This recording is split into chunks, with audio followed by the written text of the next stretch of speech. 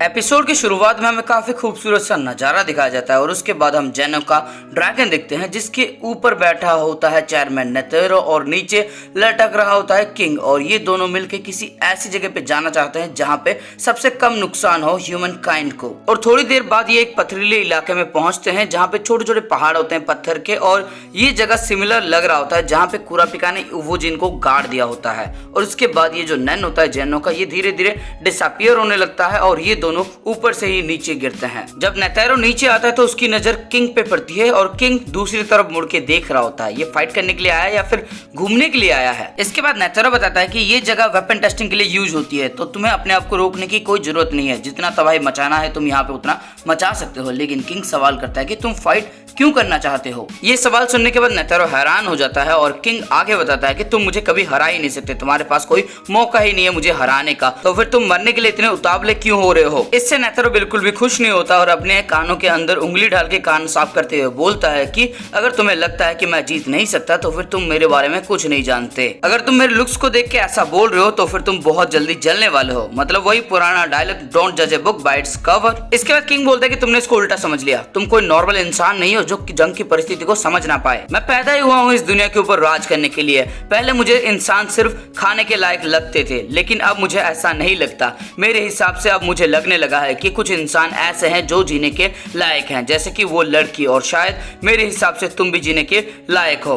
अगर तुम फाइट करने की जिद नहीं पकड़ते हो तो फिर मैं तुम्हें नहीं मारूंगा। और नेतेरो बोलता है कि तुम मुझे नहीं मारोगे। और इसके बाद ये अपना ऑरा दिखाने लगता है और बोलता है कि अभी जैसी मेरी सिचुएशन है उस सिचुएशन के हिसाब से मैं तुम्हारा ये ऑफर एक्सेप्ट नहीं कर सकता। इसके बाद हम पीटो, पूफ और गॉन को देखते हैं जहाँ पे पूफ ने डील किया होता है पीटो से कि अगर वो सब कुछ बता देगी कि क्या क्या यहाँ पे हुआ तो वो यहीं पे रहेगा और गॉन की सारी बातें मान लेगा। इसके बाद पीटो के पास कोई चारा नहीं होता, वो सारी चीजें डिस्क्राइब करती है, सब कुछ बताती है, ऐसे पॉइंट्स भी बताती है जिसके बारे में गॉन को कुछ भी नहीं पता था, ताकि गॉन इसकी सारी एक्सप्लेनेशन को सुने और वो कमोगी के ऊपर अटैक नहीं करे। लेकिन वो एक चीज नहीं बताती किंग के बारे में कि किंग ने कैसे कमोगी की मदद की, क्योंकि उसको खुद भी समझ में नहीं आ रहा होता कि वो किस तरह से इस चीज को एक्सप्लेन कर सकती है। ये सब सुनने के बाद भी गॉन बिल्कुल भी चेंज नहीं होता, लेकिन उसकी आंखें थोड़ी सी बड़ी हो जाती है जिससे पीटो को पता लगता है कि उसका प्लान सक्सेसफुल हो चुका है। इसके बाद पीटो बोलती है कि किंग अपनी मर्जी से अपने दुश्मन के साथ उस रास्ते से चले गए, हमें उनके पीछे जाने की कोई जरूरत नहीं। और शाओपूफ बोलता है कि हाँ अब मैं समझ गया सब कुछ।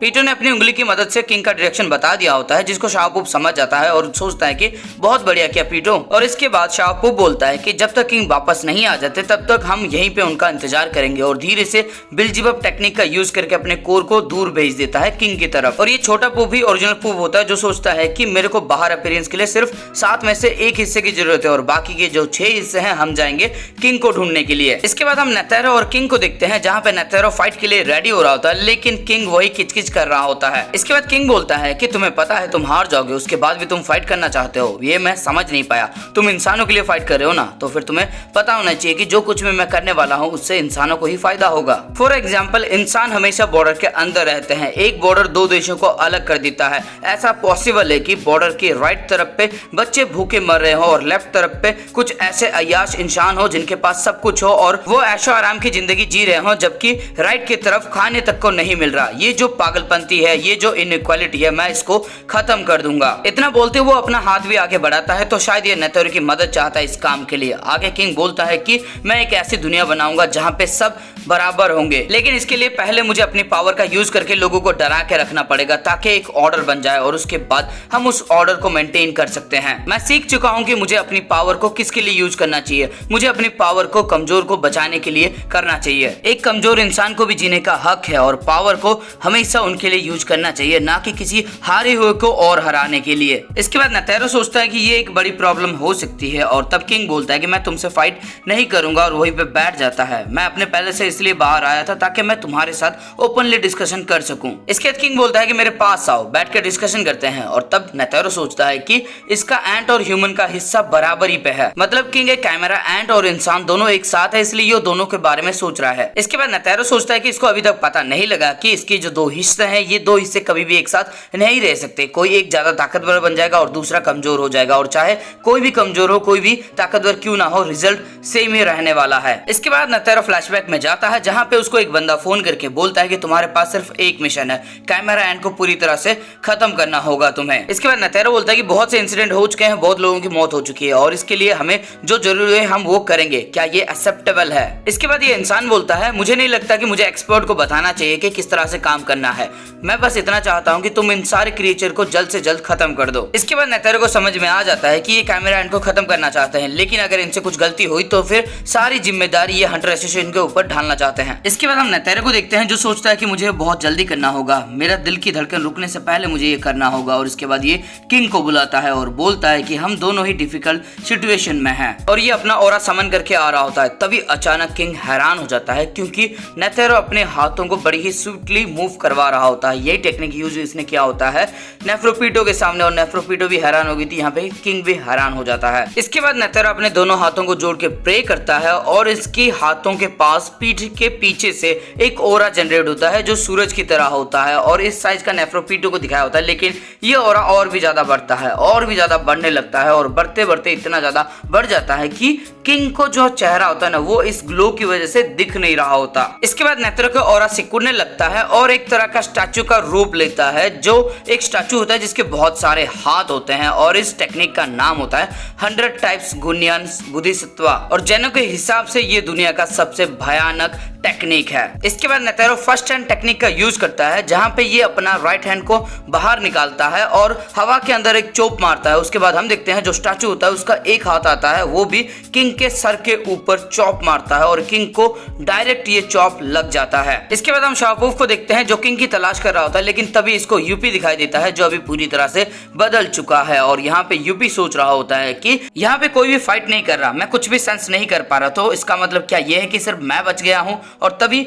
शाओपूफ यूपी को बुलाता है, और यूपी जब मुड़ के देखता है तब वो शाओपूफ का छोटा रूप देखता है, और इसको देखने के बाद वो बोलता है कि तुम तो काफी बदल गए हो। और शाओपूफ बोलता है कि बदल तो वैसे तुम भी बहुत गए हो। इसके बाद पूप बोलता है कि मुझे दुश्मन से छुप के आना पड़ा, क्योंकि अगर मैं एक साथ अपने सारे पार्टिकल को बुलाऊंगा तो फिर उसको पता लग जाएगा, इसलिए मैं छुप छुप के धीरे धीरे यहाँ पे आ रहा हूँ। मुझे तुमसे कुछ बताना है, मुझे पता है कि तुम्हें पेशेंस नहीं है, लेकिन थोड़ी सी मेरी बात सुन लो। और तब यूपी बोलता है बताओ, सबकी अपनी अपनी प्रॉब्लम्स होती है, जिसको सुनने के बाद शाओपूफ बोलता है कि तुम तो काफी मैच्योर हो चुके हो। इसके बाद पूप सारी सिचुएशन समझाता है यूपी को, और आखिर में बोलता है कि मेरे पास कोई प्रूफ नहीं है कि पीटो जो कुछ भी कर रही है वो किंग के अच्छे के लिए ही कर रही है। इसके बाद यूपी को याद आता है कि कैसे वो मॉरल और नकल से लड़ा, कैसे उसने उन दोनों की जान बख्श दी, और कैसे वो बदल गया, और इसलिए ये पीटो की बिहेवियर को अच्छी तरह से समझ पाता है। इसके बाद शाओपूफ बोलता है यूपी तुम्हें क्या लगता है हमें क्या करना चाहिए? और एक्चुअली में शाओपूफ यहाँ पे सवाल नहीं पूछ रहा होता, ये उसके लिए एक टेस्ट होता है, क्योंकि यूपी और जो पीटो का बिहेवियर इतना सडनली चेंज हुआ होता है, इसकी वजह से शाओपूफ बहुत ज्यादा परेशान हो चुका होता है। इसके बाद यूपी बोलता है कि बहुत ही घटिया क्वेश्चन है। उसके बाद ये अपने पर निकालने लगता है और एक लंबा सा जंप मार के उड़ने लगता है, और बोलता है कि हमें किंग के पास जितनी जल्दी हो सके उतनी जल्दी जाना होगा। और यहाँ पे यूपी एकदम सच बोल रहा होता है, वो शाओपूफ को बहलाने फुसलाने की कोशिश नहीं कर रहा था, बस एकदम सच बोल रहा होता है। लेकिन उसको सिर्फ एक चीज की चिंता होती है, वो जितनी जल्दी हो सके उतनी जल्दी किंग के पास पहुंचना चाहता है, क्योंकि उसको भी डर होता है, क्योंकि उसको भी पता होता है कि वो बदल रहा है। इसके बाद हम देखते हैं नेतेरो को, जिसने अपनी फर्स्ट हैंड का यूज किया होता है और उसने किंग के ऊपर अटैक कर दिया होता है, जिसकी वजह से किंग एक गड्ढे में घुस जाता है, मतलब एक गड्ढा हो जाता है, उसके अंदर किंग होता है। और जब किंग बाहर निकलता है तब हम देखते हैं उसके मुंह से थोड़ा सा खून निकल रहा होता है, ज्यादा चोट नहीं लगी होती, जिसको देखने के बाद नेतेरो एकदम हैरान हो जाता है। इसके बाद नेतेरो सोचता है कि उसको डायरेक्ट लगा था, लेकिन उसको कुछ हुआ नहीं, ये सच में बहुत ज्यादा स्ट्रॉन्ग है। इसके बाद हम किंग को देखते हैं, जो उस गड्ढे से बाहर निकलता है और बोलता है कि काफी अच्छा अटैक था, मैं इसको डॉज नहीं कर पाया। क्या इससे तुम सेटिस्फाइड हो? इतना बोलने के बाद किंग उसी जगह पे बैठ जाता है ताकि वो नेतेरो से कुछ बातें कर सके। इसके बाद नेतेरो किंग को घूर के देख रहा होता है और सोचता है कि ये अभी भी चाहता है कि मैं इसके साथ बैठूं, और यहाँ पे किंग सोच रहा होता है कि अगली बार मैं इसको ऐसा नहीं बोलूंगा। इसके बाद हम नेतेरो को देखते हैं, जो फिर से अपनी उसी टेक्निक को यूज करने के लिए अपने हाथों को मूव करवाता है और प्रे करता है, और इसके बाद ये यूज करता है थर्ड हैंड। इसके बाद उस बड़े से स्टैचू से दो हाथ आते हैं और किंग को मच्छर को जिस तरह से पीटते हैं ना, उस तरह से पीट देते हैं। इसके बाद नेतेरो सोचता है कि अब मैं पीछे नहीं हट सकता और इसके बाद ये अचानक से बहुत ही ज्यादा हैरान हो जाता है क्योंकि वो दिखता है किंग जो होता है वो अपनी दोनों हाथों से इन दोनों हाथों को दूर कर रहा होता है और किंग का जो ऑरा होता है उसको देख के नेतेरो को सांप सूंघ जाता है और अंदर से किंग बोलता है क्या तुम सच में मरना चाहते हो। इसके बाद नेतेरो जहां पे होता है वहां से अचानक से गायब होता है और वो पीछे की तरफ डाइव लगा देता है। उसके बाद हम देखते हैं इसका ऑरा बंद हो जाता है जिसकी वजह से किंग नीचे आता है। किंग के लिए नेतेरो का अटैक कुछ भी नहीं था, लेकिन किंग ने जो किया उसकी वजह से नेतेरो काफी ज्यादा डर जाता है और पीछे की तरह जंप लगाता है और ये पहले जितनी दूरी पे था अभी उससे डबल दूरी पे होता है और ये नेतेरो के लिए एक इंसल्ट होता है और नेतेरो का मजाक बन के रह जाता है क्योंकि नेतेरो ने अभी अभी डिसाइड किया था कि वो पीछे नहीं हटेगा, लेकिन वो अभी दुगनी पीछे पे है। इसके बाद किंग फिर से जाके बैठ जाता है और बोलता है कि आओ तुम अपनी बातों से भी मुझे इन्फ्लुएंस कर सकते हो, मुझे प्रभावित कर सकते हो। इसके बाद नेतेरो गुस्से में सोचता है कि ये कल का पैदा हुआ बदतमीज लड़का, और उसके बाद ये फिर से अपनी वही वाली टेक्निक यूज करने लगता है। लेकिन अचानक से इसको कुछ तो होता है, ये रुक जाता है और सोचता है कि वर्ड, और इसको कुछ आइडिया आता है। इसके बाद नेतेरो बोलता है किंग तुम अपना नाम जानना चाहोगे, और तब किंग बोलता है कि तुम्हें मेरा नाम आखिरकार कैसे पता। और तब नेतेरो थोड़ा सा हंसता है और बोलता है कि जब तुम्हारी माँ यानी कि क्वीन की मौत हुई थी तब मेरे दोस्त वहां पे मौजूद थे और तुम्हारी माँ जब आखिरी सांसें गिन रही थी तब उसने तुम्हारा नाम रिवील किया था, लेकिन जो कोई भी दोस्त मेरे वहां पे मौजूद थे वो सब शायद अब मर चुके होंगे रॉयल गार्ड के अटैक से, यानी कि मैं इकलौता हूँ जिसको तुम्हारा नाम पता है। अब मेरे साथ फाइट करने में इंटरेस्ट आ रहा है तुम्हें? अगर तुम मुझे हार मानने पे मजबूर कर देते हो तो फिर मैं तुम्हें तुम्हारा नाम बता दूंगा। इतना सुनने के बाद किंग खड़ा होता है और बोलता है कि तुम्हें मजबूर करना होगा हार मानने पे, यानी कि मैं तुम्हें मार नहीं पाऊंगा। मतलब एक तरह से ये हैंडीकैप मैच होने वाला है और ये आगे बढ़ने लगता है जिसको नेतेरो भी देखता है और तब किंग भी नेतेरो की तरह करने की कोशिश करता है, लेकिन इतना अच्छा उसका होता नहीं है और ये एक पोज लेता है और उसके बाद अपना इंटेंसिफाइड ऑरा दिखाता है। इसके बाद किंग बोलता है चाहे कुछ भी हो जाए, तुम कितनी भी कोशिश क्यों ना कर लो, लेकिन मैं तुम्हें बहुत जल्दी हरा दूंगा। इसके बाद नेतेरो भी अपना पोज लेता है और उसके बाद ये फिर से प्रे करने लगता है और उसके बाद ये अपना ऑरा को बिल्डअप करता है जो कि काफी ज्यादा इंटेंसिफाइड होता है, जिसको किंग भी देख सकता है और महसूस करता है। और किंग भी रेडी हो चुका है फाइट के लिए और नेतेरो भी अपने आप को तैयार कर लेता है। उसके बाद ये ऑरा का एक बॉल जैसा बन जाता है। उसके बाद ये हवा के अंदर जाता है जहां पे इसका ऑरा और भी ज्यादा इंटेंसिफाइड होता है और इसी के साथ ये वाला एपिसोड भी खत्म हो जाता है। तो दोस्तों इस एपिसोड के अंदर आपको कुछ भी अच्छा लगा फिर मजा आया तो इस वीडियो को लाइक कर देना। कमेंट करके मुझे बताओ कि ग्रिड आइलैंड के अंदर जब गॉन को बहुत ज्यादा चोट लगी होती है गैंथ्रू की वजह से, इसके दोनों हाथ डैमेज हो चुके होते हैं, तब उसने अपने आप को कैसे हील किया होता है, यानी कि कौन सी कार्ड की मदद से अपने आप को हील किया होता है। और दोस्तों अगर मेरी तरह तुम्हें भी लगता है कि किंग शायद यहाँ पे सही था, शायद वो बदल चुका है, शायद वो ह्यूमैनिटी को बदल सकता था अगर कमोगी उसके साथ होती, तो फिर इस वीडियो को अपने दोस्तों के साथ या फिर किसी एनिमल लवर के साथ शेयर कर देना। और साथ में अगर चैनल पर नए हो तो फिर चैनल को सब्सक्राइब करके बेल का आइकन ऑल पे सेट कर देना, क्योंकि सबकी घंटी बज रही है अपनी भी बज जानी चाहिए। तो घंटी को एकदम जोरों से दबा दो, एकदम टन करके आवाज आ जानी चाहिए।